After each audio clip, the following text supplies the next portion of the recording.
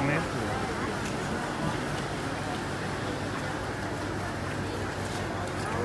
ใส่บัวใส่กะเพรามันไม่ได้ล้างล้างอยู่ที่โน่น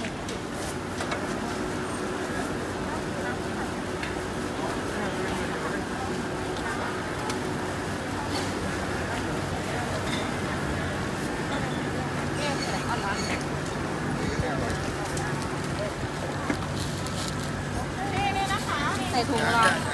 ใส่ถุงเรามันจะได้ไม่หมดเอาไปกินกลางวันข้าวเหนียวไม่เอานะเอาแต่กว่าไม่เอาข้าวเหนียวเหมือนกันขอยืมหน่อย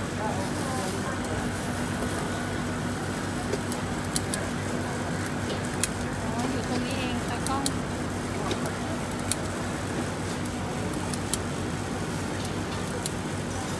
พอแล้วค่ะเอาถั่วเหลืองด้วยตัดเลยจากนั้นก็ตัดเยอะเลยเดี๋ยวครับ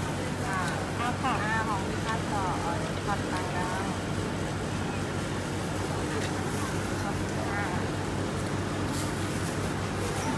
เอาน้ำผึ้งมะนาว1 แก้วจ้า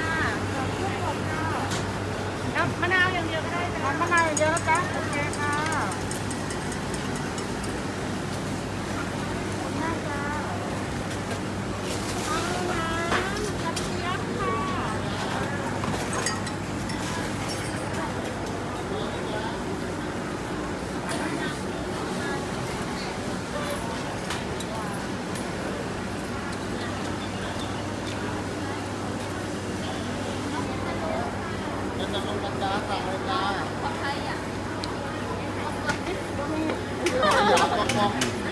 มูวี่ยูทูบ